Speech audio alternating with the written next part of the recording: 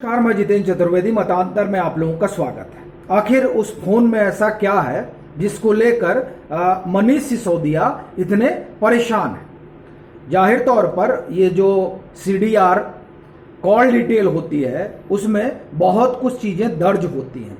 तो क्या वो जो फोन सीबीआई लेकर गई है उसमें कुछ ऐसा है जिसका डर न सिर्फ उनको बल्कि उन लोगों को भी सता रहा है जिनसे उन्होंने बातचीत की? और क्या उस बातचीत में सीएम भी शुमार है? ये सवाल है, क्योंकि फोन को लेकर बड़ा बवाल है।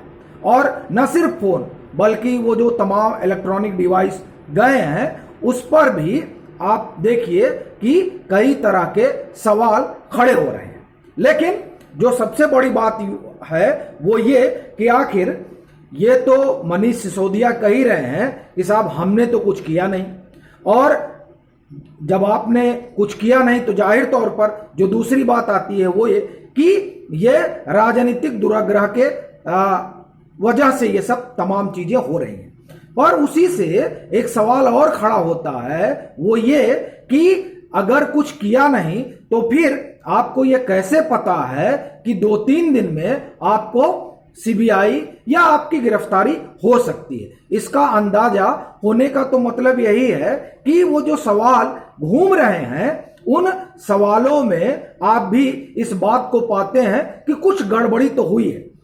सवाल क्या है? सवाल ये है कि ड्राई डे कैसे घट गए? 21 दिन का ड्राई डे होता है, जो साल भर में 21 दिन जो है वो उस दिन शराब की दुकानें बंद रहेंगी। सवाल यह है वो घटकर 3 कैसे हो गए? ये जवाब सीबीआई तलाश रही है। सीबीआई ये भी जानना चाह रही है कि वो जो बियर इंपोर्ट हो रही है उसकी ड्यूटी कैसे कम कर दी गई। मतलब मान लीजिए अगर उस पर जो है इंपोर्ट ड्यूटी 5-5.5% लग रहा था तो वो आधा कैसे हो गया, 2%, 2.5% कैसे हो गया? ये एक बड़ा सवाल है। दूसरा, ये जो लाइसेंस बटे ये इसमें इतनी अनियमितता क्यों पाई गई? ये तमाम सवाल हैं जिनके जवाब सीबीआई तलाशने में लगी हुई है। और जाहिर तौर पर जब ये सवाल के जवाब ढूंढे जाएंगे तो पूछे उन्हीं से जाएंगे जो इनसे जुड़े हुए हैं। जुड़े हुए कौन है? वो अधिकारी जिनके यहां छापा पड़ा, एक बात। दूसरी बात, वो मंत्री जिनके मातहत ये विभाग आता है। एक दिलचस्प बात आपको बताता हूं, मनीष सिसोदिया के पास 18 विभाग हैं और ये जो फाइल खुली है ये सिर्फ आबकारी विभाग की खुली हुई है। आम आदमी पार्टी को इस बात का डर ज्यादा सता रहा है कि अभी 17 बाकी है, और 17 में भी जिस शिक्षा की बात हो रही है, और मैं ये कहूं कि जिस एजुकेशन मॉडल का बखान करते कम से कम आम आदमी पार्टी सरकार और उनके मुखिया थकते नहीं हैं। और वो आपने कल से आज तक देखा ही होगा, 4 प्रेस कॉन्फ्रेंस हुई और एक आप समझिए संबोधन हुआ जो अरविंद केजरीवाल ने किया। बाकी एक संजय सिंह ने किया, एक राघव चड्ढा ने किया, एक सौरभ भारद्वाज ने किया और एक खुद आज मनीष सिसोदिया ने किया। उस सब में अगर एक चीज सामने आई तो वो अखबार की कतरन जिसमें वो दावा करते हैं कि इसमें उस एजुकेशन मॉडल का बखान है जो दिल्ली सरकार का। अब ये अलग बात है कि उस पर कई तरह के सवाल भी उठ रहे हैं और फॉरेन फंडिंग वाला मसला भी खड़ा हो रहा है। और एक और बात उससे निकल कर आ रही है कि ये जो हमेशा आरटीआई से आता रहता है कि इतने महीने में विज्ञापन पे आम आदमी पार्टी की सरकार ने 500 करोड़ खर्चे किए, कोई 800 करोड़ खर्चे किए, इस तरह की जो तमाम रिपोर्टें आती हैं वह भी ये सवाल खड़ा करती हैं कि क्या ये जो तमाम जगह अखबारों में और देश विदेश में ये जो चीजें छप के आ रही हैं, क्या इसके पीछे कोई मोटी रकम भी दी जा रही है? और अगर वो मोटी रकम दी जा रही है तो वो आ कहां से रही है? ये जो विज्ञापन पे खर्च हो रहा है क्या वो उस राजस्व से निकल रहा है जो दिल्ली के लोगों की गाढ़ी कमाई से बना हुआ है? ये तमाम सवाल हैं और ये तमाम सवाल तो का जवाब तो ढूंढा ही जाएगा। लेकिन ये जो शिक्षा मॉडल की बात हो रही है उसको लेकर आप देखिए कि उसकी भी एसीबी जांच कर रही है। और उस पर भी कई तरह के आरोप हैं। और ज्यादा दूर हम क्यों जाएं, मुझे लगता है कि अभी ये 10-15 दिन पहले की बात होगी, या आप 1 महीने पीछे चले जाइए। नहीं, 1 महीने पीछे जाने की जरूरत नहीं, मुझे लग रहा है 22 जुलाई की बात या अगस्त की बात है, या 10 अगस्त, मतलब एग्जैक्ट डेट मुझे ध्यान नहीं आ रही है। इन्हीं के मंत्रालय से, मनीष सिसोदिया के मंत्रालय से, एजुकेशन मिनिस्ट्री, तो इनका जो एजुकेशन डिपार्टमेंट है वहां से एक चिट्ठी आती है पीडब्ल्यूडी डिपार्टमेंट को, जिसके मंत्री सत्येंद्र जैन है और फिलहाल वो जेल में है। उस चिट्ठी में लिखा रहता है कि ये जो स्कूल वगैरह है ना, इनकी व्यवस्था ठीक नहीं है, बिल्डिंग वगैरह बहुत गड़बड़ हो गई है, पता नहीं कैसे आपने बनवाया है। और ऐसा 15 स्कूलों के बारे में उस पत्र में जिक्र था। अब इससे आप समझ सकते हैं कि जिस शिक्षा मॉडल पर ये बात करते थकते नहीं है, उसमें किस तरह की हीला हवाली और गड़बड़ी है जो उस पत्र में है।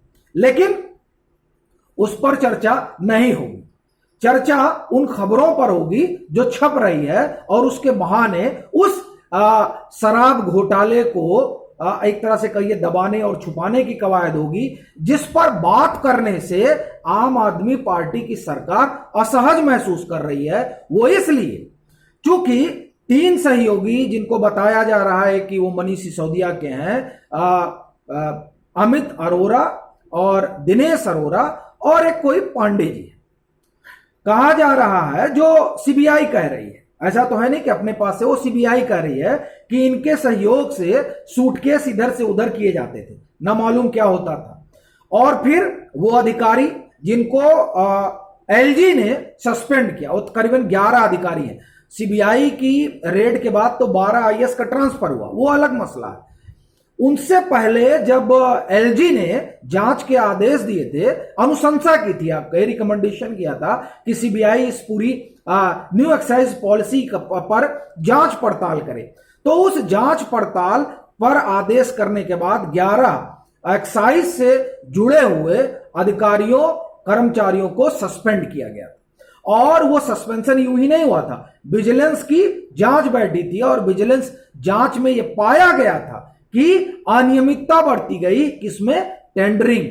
और यही सवाल जो कई प्रश्न बने हैं, सीबीआई ने बनाए हैं, और जिस पर वो छानबीन कर रही है, उसमें एक ये भी है कि आखिर में टेंडरिंग में ही लावाली कैसे हो गई।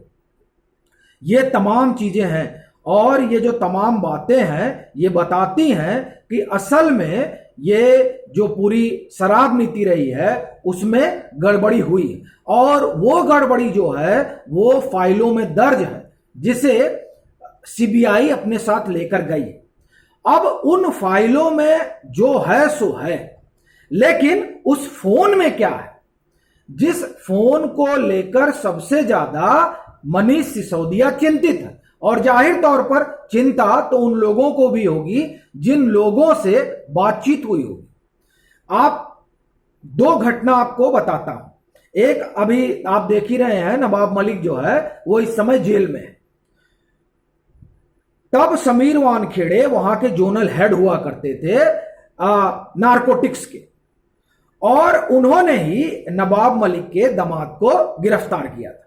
वो दरअसल सीडीआर रिपोर्ट चाहते थे उनकी जो बिटिया है उसके फोन की, और उस सीडीआर रिपोर्ट की वजह से ही आप एक तरह से कहिए कि जंग छिड़ गई थी नवाब मलिक और समीर वानखेड़े के बीच में। क्योंकि असल में जो सीडीआर रिपोर्ट है, उस सीडीआर रिपोर्ट में, सीडीआर वो कॉल डिटेल, आपने किससे कहां कहां बात की, उससे बहुत चीजें सामने आ जाती हैं, और इलेक्ट्रॉनिक एविडेंस में यह बड़ा महत्वपूर्ण माना जाता है। और दूसरी घटना आप देखिए, यह मोहम्मद जुबैर की। मोहम्मद जुबैर का भी जब सीडीआर खंगाला गया तो उसमें बहुत चीजें निकल कर आई थी। यह अलग बात है कि वो फिलहाल बेल पर हैं, लेकिन उस सीडीआर रिपोर्ट से दिल्ली पुलिस को कई अहम जानकारी मिली थी। अब उस पर वो छानबीन करेंगे, उसमें क्या निकलता है क्या नहीं निकलता वो एक अलग मसला है, लेकिन इस नजरिए से सीडीआर बड़ी महत्वपूर्ण है। आप देखिए भीमा कोरेगांव में जो घटना हुई, उसमें किस तरह से वो जो कंप्यूटर वगैरह जब्त किए गए, उससे कई तरह के एविडेंस निकल कर आए। तो ये जो इलेक्ट्रॉनिक सारे इक्विपमेंट लिए गए हैं और उसमें यह जो खास तौर से फोन है इसमें कई ऐसा मालूम पड़ता है कि चीजें दर्ज हैं जो चिंता का सबब बनी हुई है। और वो सब के लिए चूंकि उससे बहुत चीजें निकल कर आएंगी कि साहब जिस चीज की छानबीन हो रही है उस छानबीन में कौन कौन लोग वो जो पर्दे के पीछे रहे वो सामने आ जाएंगे। असल में इस बात का डर ज्यादा सता रहा है और यही वजह है कि फोन पर काफी चर्चा हो रही है। आप देखिए किस तरह से बार बार उन्होंने फोन किया तो ऐसा मालूम पड़ता है कि उसमें कुछ है और वो तमाम जो उनके इलेक्ट्रॉनिक इक्विपमेंट्स हैं उसमें कुछ ऐसे आप ये कह सकते हैं कि प्रमाण हो सकते हैं जो सीबीआई के लिए एक अहम कड़ी साबित हो। और वैसे भी अभी तकरीबन पांच लोगों से सीबीआई पूछताछ की उसने अपने कार्यालय में बुलाकर। तो जाहिर तौर पर सीबीआई के पास तो पुख्ता सबूत कई लग ही चुके हैं और अब ये देखने वाली बात होगी कि इस जो फोन वगैरह और जो इलेक्ट्रॉनिक डिवाइस है उनसे और क्या चीजें निकल कर आती है। अभी के लिए फिलहाल इतना ही। अगर आप मतांतर से नहीं जुड़े हैं तो जुड़िए, वीडियो को लाइक कीजिए, शेयर कीजिए और अपने सुझाव जरूर साझा कीजिए।